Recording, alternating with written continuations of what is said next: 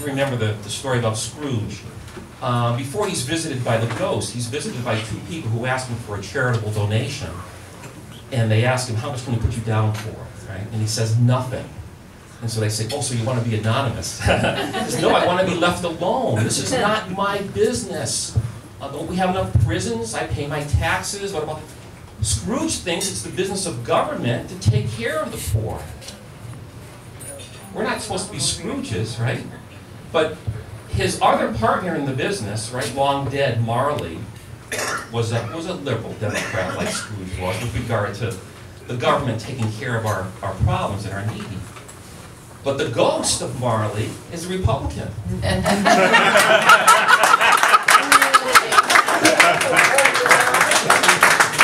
most people are frightened of Republicans now as they're frightened of ghosts. But what does Marley say, right? Scrooge says to the ghost of Marley, as they're discussing, Marley, you always were a good man of business, right? And what does Marley say? He says, business? Mankind was my business. The common welfare was my business. Charity, forbearance, he goes on and on and on, were all my business. And then he's being punished now because he didn't take care of his business. So we have to remember, what is the business of government? Now, the Declaration of Independence, it's a great document. It gives all these reasons why we're going to war, why we're breaking the bonds between us and England. It gives one reason why governments are instituted among men. And that's to secure our God-given rights. You know, if government would do that, we'd be better off taking care of the homeless and the needy ourselves. You know, at best, every dollar that the government takes from us to spend on the needy, at best, a quarter, 25 cents goes to the needy. The rest goes to the politicians and the bureaucrats and the bureaucracies with their high pensions and their high salaries and their high compensation. If the government would give us that dollar back, and we just took 70 cents of it and pumped it into the economy, and the other 30 cents gave it to charities who spent 10%, 3 cents on administration, the poor would get more.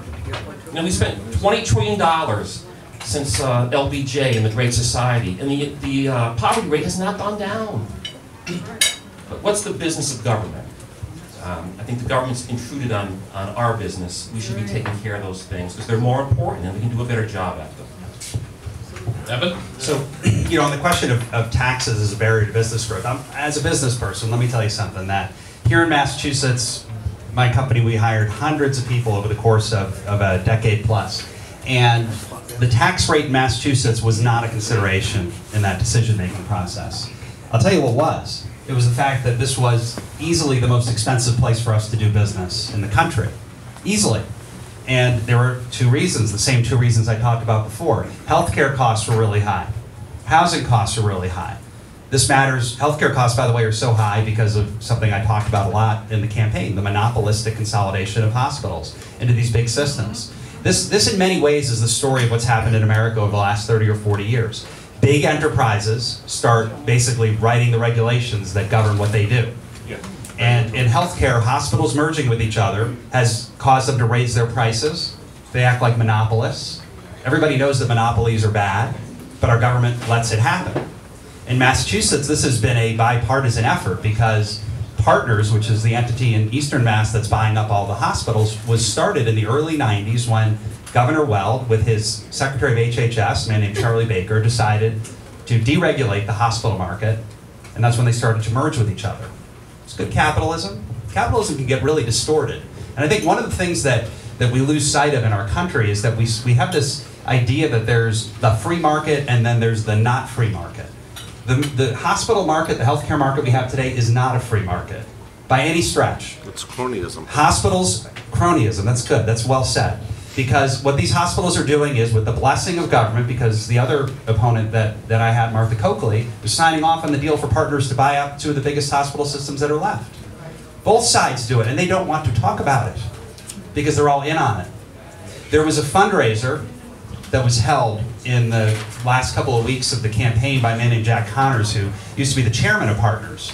And he's been a lifelong Democrat, and he was holding a fundraiser for Charlie Baker. And they raised $100,000. It was at a restaurant in Boston called L'Espalier. It's a fancy French restaurant. Man of the people kind of restaurant.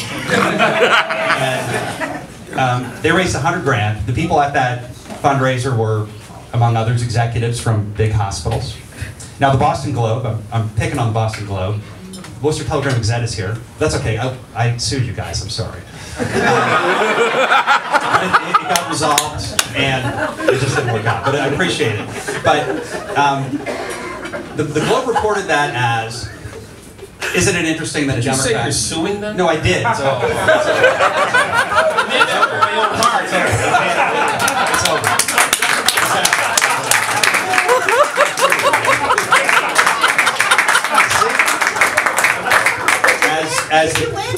No. Hey, if first you don't succeed, try again. Exactly. There was a great band, great philosophers, a band called the Beastie Boys, said you have to fight for your right to party.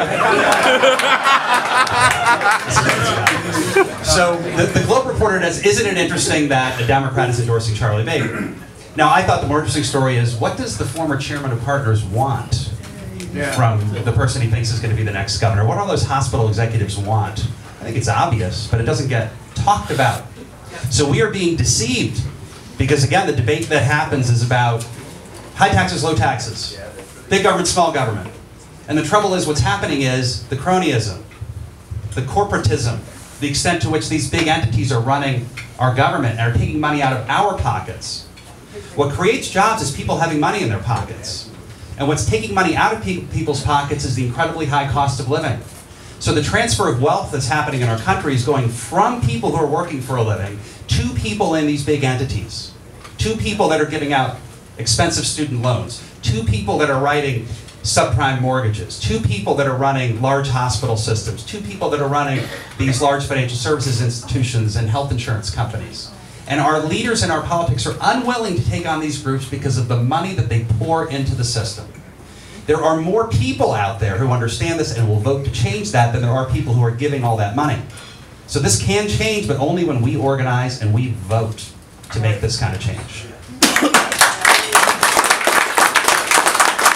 the way, I've seen some hands go up for questions, so what I'll try to do is kind of break this midpoint, because I don't want you to, if you have a thought or a question you'd like to put in, I don't want you to lose it by the time we get to the end. Gentlemen, let me ask you a question. City of Worcester. The people go to work for the City of Worcester, especially the police and fire guys and men and women and EMTs who go on and they lay their lives on the line every day because they could get shot, they can die in a fire like virtually right down the street.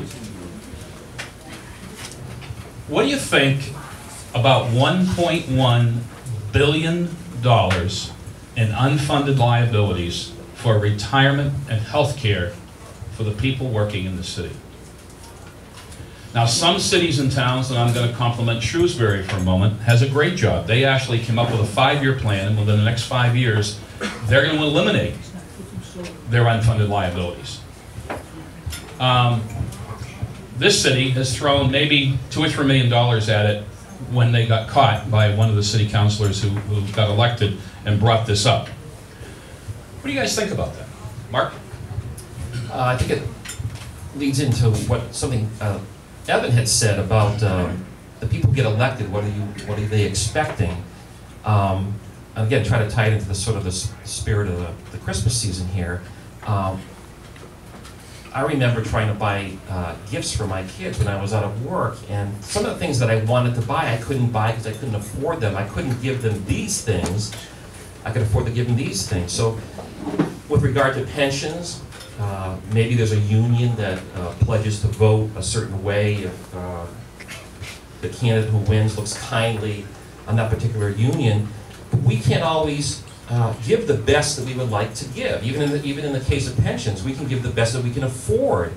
And so you've got to look at the bottom up. You've got to look at what revenues you have. And yes, maybe your constituency that got you elected would like this, but based on revenues coming in, you can only afford that. And those are hard decisions. It's easy for a business to do that because you have competition, you have to stay in business. But for a politician who's running government, whether it be local or state, that's not a as easy a decision as it should be, but it's not as easy a decision as it should make, because you've got all these groups that want something from him. And so they'll afford to give them something even though they can't pay for it. And this is bad news. And you end up with situations like we just discussed. Evan? This problem of pension liabilities is happening not just here in Massachusetts or here in Worcester, but all around the country. And it did work its way through the private sector. Obviously, when you look at what happened with in the automotive industry, the workers that are working for state and city government, but certainly for state government, don't get Social Security. So they're looking at the pension for their retirement benefits. And a lot of the pension obligations that were given out were coming from a time when the economy was completely different than it is today, when that was the norm of what was going on in the marketplace. So there are people who made a deal, and the state or the city made a deal with them to say, look, when you retire, we're going to provide you such and such. Now, the problem is the economy changed in the meantime, and now what do we do? Because we really have a math problem, a real serious math problem. And most people in politics won't talk about this in the way that it should be talked about. Because I don't know what the answer is of what do you do. Because here are your choices. And there are states where they've done an interesting job. Down in Rhode Island, Gina Raimondo worked very, very hard with unions and with other groups to say, here's the math. There's a liability of this number of dollars. We only have this amount of dollars. And our choices are this. We can either go and do a substantial tax hike in order to pay for your benefits, which is not going to go very well. We can cut your benefits or negotiate some kind of solution to your benefits. Or we can do what we've seen some cities and towns do across the country, and that is to file bankruptcy, in which case you're not going to get any benefits. And this is just reality. Now, we're all grown-ups, or at least we're all above 21. So everybody who's dealing with this issue of pensions is an adult, and we should have a very adult conversation about how we handle this difficult problem. So if I were the governor and I were dealing with this issue at the state level, I would want to be sitting with the folks that are eligible for these pensions to say, what do we do and how do we solve this? Because we have to work it out together. It should not be the kind of thing where we say my way or the highway, because that's not a great way to solve anything. That's what America has turned into, unfortunately. Let's treat people like adults. Let's manage our way through this in the best way we can. Let's realize that some of these promises were made that just simply cannot be kept. And let's deal with that hard reality and figure out what to do about it. But that's hard. That doesn't create applause. That doesn't get you on the stage with people saying, isn't that so wonderful? He waved a magic wand and fixed it. It's so much easier to kick the can down the road, isn't it? Yeah. But that's what we do in our country. Well, that didn't used to be how we did things in America. This was a country where you used to be able to send a guy to the moon. Remember that? I don't. I was born in 1969. But the thing is, that used to be the kind of stuff that we could say, hey, we can do that. Now in the United States, if you want to build a rail line down to the South Coast, and you can have differing views on whether we should or shouldn't, but once we agreed on it, we can't even build 25 miles worth of track in Massachusetts. We used to be able to build a railroad across the country. Now, it's too hard. It's too hard. We can't do things. Well, I think we're better than that. I think we're braver than that. I think we're smarter than that. If I can make a comment here, I think that this is the reason that we need business people to be elected to office, adverse to career politicians. Right?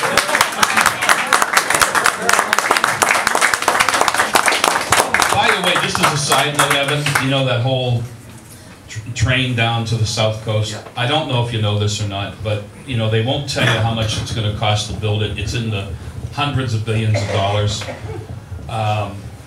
I did find out from 2 different transportation companies with the state's own numbers that they project the ridership could be. They could supply limousines cheaper per year to transport the people from their houses to where they work in Boston and back than to operate the rail. But who's that now? Okay. Because this is a great topic. Yes. So let's just think about this for 1 second, because that's fair, and that sounds cool to be able to take a state-funded limousine. How neat, huh? So I hadn't thought of that, and I support that. And just think if you use a 15-passenger, van. I mean, it could be even cheaper. Yeah, no, I don't support that. But here's the thing: we try to run these rail services as if they're businesses, and they're not. They're just not. They're a public service. And there's a lot of economic benefit that comes from having transit available, not just for people from New Bedford to come up to Boston. All right? There's an economic benefit, sure, that has the train running from Worcester into Boston. That helps on both ends of the thing. But all along the rail line, there's development that happens. And one of the issues we have in Massachusetts that's really fundamental is our lack of housing production. There's plenty of high-end homes that get built. All right, there's not a lot that happens for middle-income people. And it's because cities and towns don't get the money that they need from the state to support their schools. And so cities and towns do things. There's a term of art called child-proof zoning that you may have heard about. This to me is the most anti-American thing I can think of. We're trying to keep families out of communities. All right, by the way, this happens to affect communities of color more than it does the white community. So that if you're coming from Boston and the community's gentrifying, you need somewhere to move, you find not many places to live. But we are failing in our obligation as a state when we don't make it possible for people to come up and to work hard and see the American dream. So building things like this rail project, you can have a very important impact on the economy of all those communities up and down from New Bedford back up into Boston, much like the way the rail line works in each of these different directions. So I believe in those things because I think they're pro-growth. And I think that's what the agenda should be about. Never about, we can't because the future looks worse than the present, but rather, what are we capable of if we can be brave enough to do the things that need to be done? Mark, do you have any? On the South Coast Rail, I was against it, and the reason I was against it is I've made that trip down 495 and up 24 to Avon, and Route 24 is what people use now instead of the South Coast Rail. It's a horrible thing. So you have people commuting from the South Coast up into Boston because of jobs. So now we don't want them to make that terrible commute up 24 in a car. We're going to build a rail so people get on a train and commute from their hometown near Bedford, New Bedford, up to Boston for jobs. I say, bring jobs to New Bedford and forget about driving and taking a train up to Boston.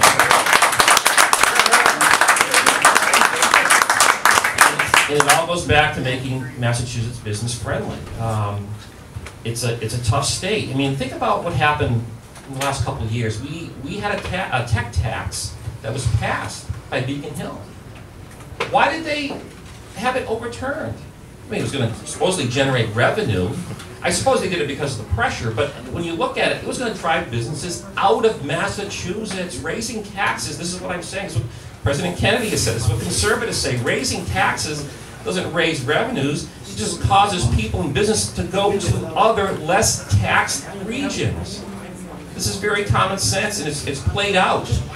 So now what's happened recently, we've raised the minimum wage. We're increasing the amount of sick time and pay that businesses have to contribute. Government's got involved in this thing. When businesses want to come here, they look at those things. It may not be the overriding factor, but they look at those things. We're not making Massachusetts business friendly in that regard. So now we're talking about a new government project that's going to lose money. So you're going to pay your taxes to fund this thing. And people are going to sit on the train instead of in their cars and go into Boston and spend how many hours a day away from their families and stuff. I just don't think it's the right solution. One other thing, if you don't mind, just on this tech tax point, if you remember, this was one of the things that was passed as part of that transportation law. And the problem with it was not that it was making Massachusetts not business friendly. It was the fact that people had already sold the services that were now going to be retroactively taxed.